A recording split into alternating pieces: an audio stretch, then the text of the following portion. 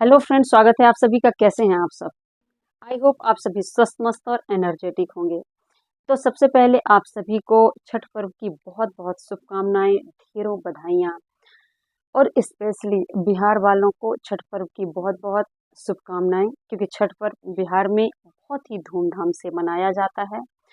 और कहीं भी लोग होते हैं वो छठ पर्व में हमेशा अपने घर आते हैं। तो ये बहुत ही पवित्र जो है त्योहार है, क्योंकि इसमें सब बहुत ही प्यार से, बहुत ही श्रद्धा और विश्वास से इस पर्व को मनाते हैं। तो ये जो पर्व है वो श्रद्धा और विश्वास का ये जो पर्व है वो बहुत ही साइंटिफिक भी है और पारंपरिक तो है ही।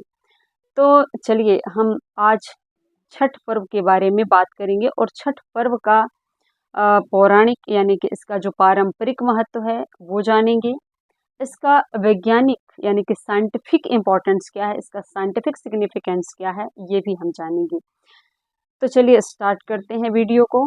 और सबसे पहले जानते हैं कि छठ पर्व क्या है। तो मेरे जहाँ तक रिसर्च में है तो छठ पर्व एक उपासना और सिर्फ एक पर्व व्रत ही नहीं है, पूजा ही नहीं है, बल्कि यह एक सूर्य की उपासना का सबसे प्राचीन रूप है।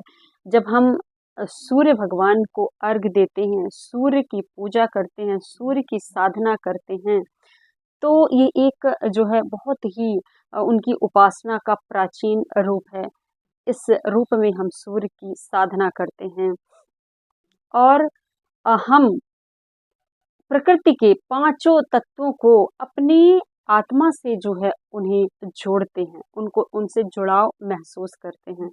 तो जो छठ का पर्व है वो 4 दिन चलने वाला पर्व है, जिसमें सबसे पहले नहाय खाए का फर्स्ट दिन होता है, जिसमें हम अपने शरीर को शुद्ध करते हैं।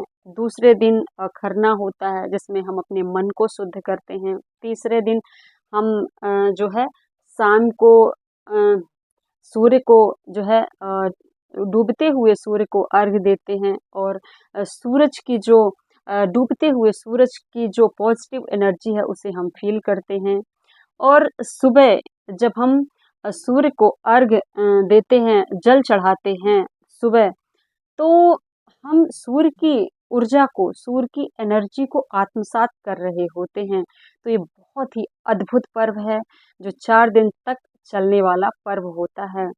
इसमें स्पेशली मुझे लगता है कि ये प्रकृति को ग्रेटिट्यूड यानी कि नेचर को ग्रेटिट्यूड और धन्यवाद, उसके प्रति आभार व्यक्त करने का बहुत ही अच्छा पर्व होता है। तो इसका जो अगर हम पौराणिक महत्व जानने की जो है कोशिश करें, तो इसका जो पौराणिक महत्व है, पारंपरिक महत्व है, तो कहते हैं कि प्राचीन समय में एक राजा था जिसका नाम था प्रियव्रत। तो प्रियव्रत नाम के एक राजा थे और उनकी पत्नी थी जिनका नाम था मालिनी।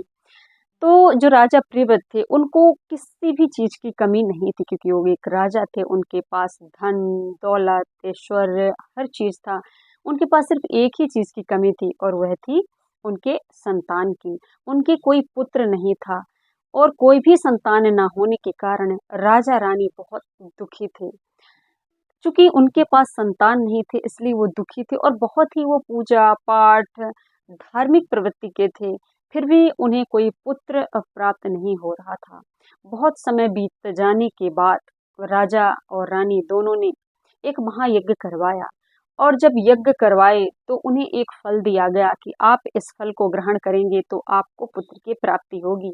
रानी ने उस फल को ग्रहण किया और उन्हें एक जो है मृत शिशु जो है उनको प्राप्त हुए, यानी कि पैदा हुए उनको। जब मृत शिशु पैदा हुए 9 महीने बाद, तो रानी जो है वो बहुत दुखी हुई, राजा रानी दोनों दुखी हुई, क्योंकि इतनी बड़ा महायज्ञ करने के बाद, इतनी मिन्नतें करने के बाद उन्हें मृत जो है वो शिशु पुत्र संतान की प्राप्ति हुई। जब इतने दुखी हो गए राजा रानी, तो अब उन्होंने सोचा कि अब हम अपने प्राण को त्याग देते हैं। फिर जैसे ही वो अपने प्राणों को त्यागने के लिए जाते हैं, तो एक जो है आसमान से एक जो है देवी प्रकट होती हैं और कहती हैं कि वो बोलते हैं कि आप कौन है देवी, तो बताती हैं कि मैं ब्रह्मा की मानस पुत्री हूँ और मैं इस संसार की जननी हूँ और सभी संतानों की रक्षिका हूँ, रक्षा करने वाली देवी हूँ।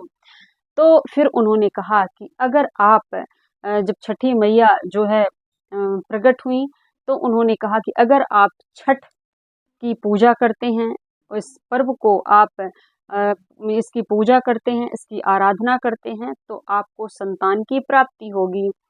फिर रानी और राजा दोनों जो है छठ की पूजा करते हैं और उन्हें एक जो है बहुत ही यशस्वी दीर्घायु संतान प्राप्त करने का वो आशीर्वाद देती हैं और उन्हें संतान की प्राप्ति होती है। तो ये जो त्योहार है वो मातृत्व, श्रद्धा और विश्वास का भी त्योहार है।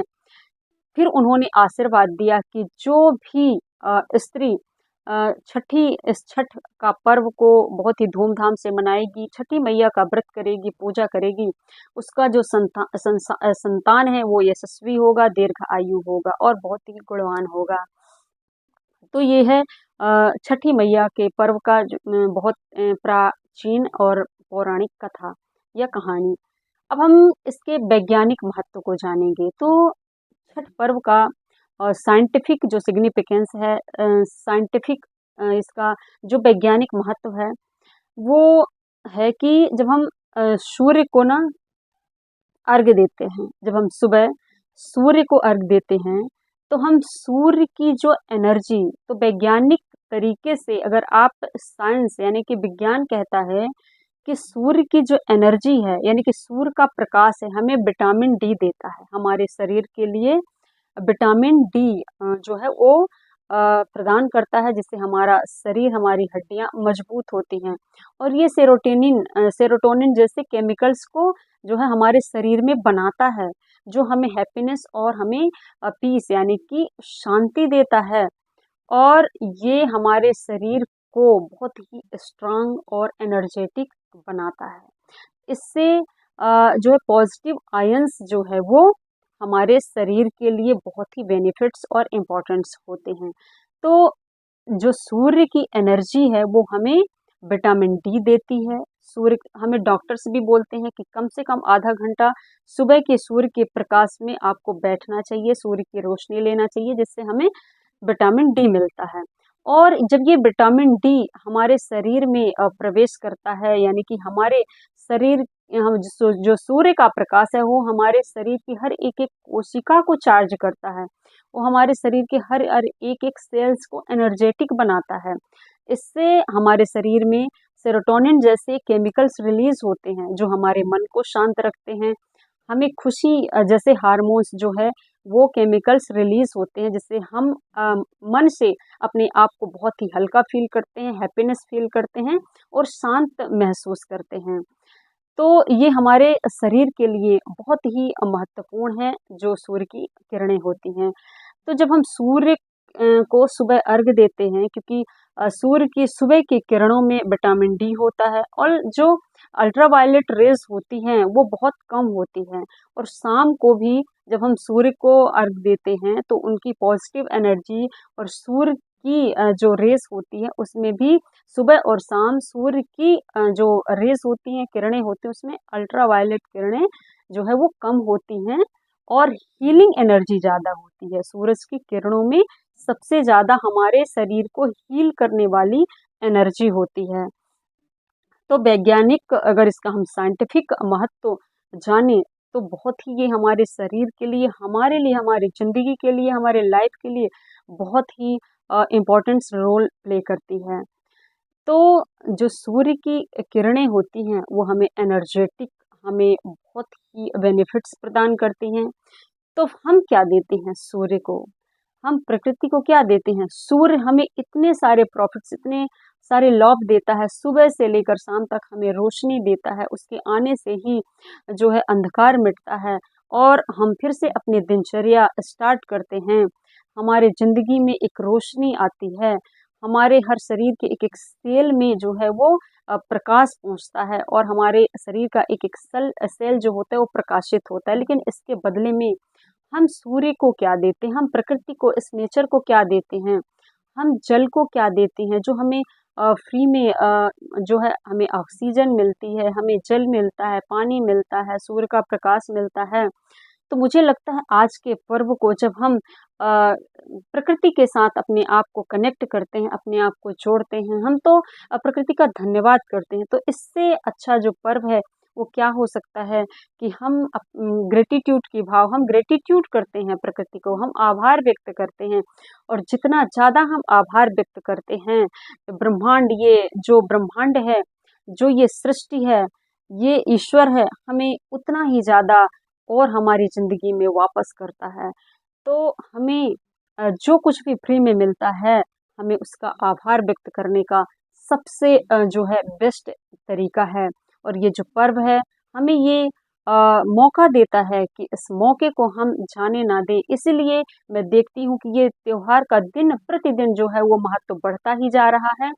और ये लगभग पूरे भारत में धीरे-धीरे जो है ये मनाया जाने वाला पर्व और बहुत ही महत्वपूर्ण जो है ये पर्व बन गया है।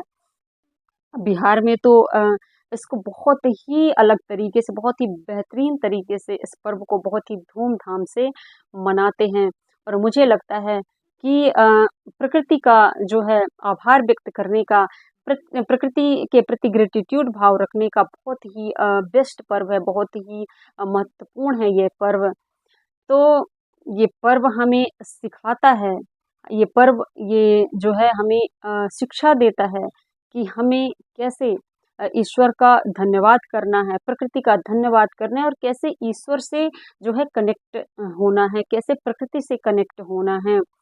तो जो व्रत करने वाले लोग होते हैं, जो व्रती होते हैं, जब वो जल में नदी या तालाब में जाकर के, जब नदी में जाकर के और तालाब में जाकर के सूर्य को अर्घ देते हैं शाम को और सुबह को, तो जो उनके अंदर की नेगेटिविटी होती है, नेगेटिव एनर्जी होती है, वो जल में जो है वो धुल जाती है और वो नेगेटिव एनर्जी को छोड़ते हैं और पॉजिटिव एनर्जी को अपनी लाइफ में रिसीव करते हैं, पॉजिटिव एनर्जी को अपनी ज़िंदगी में लेते हैं।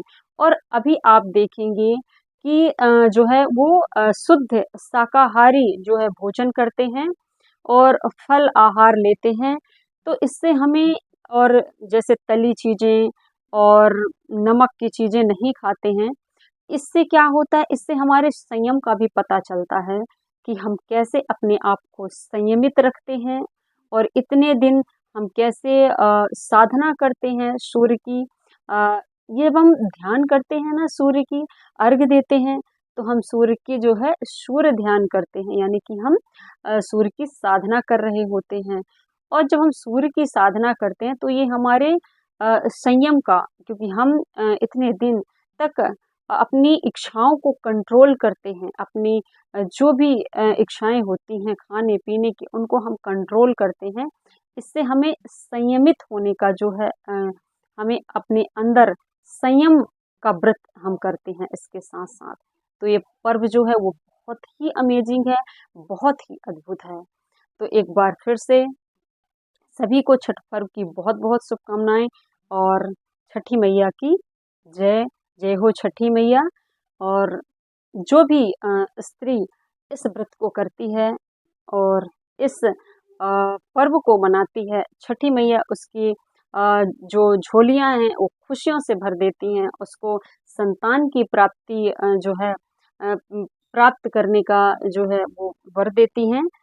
और उनका जो पुत्र होता है वो बहुत ही यशस्वी होता है, दीर्घायु होता है। तो फिर से एक बार छठ पर्व की बहुत बहुत शुभकामनाएं आप सभी को। तो थैंक यू मुझे सुनने के लिए। Thank you so much.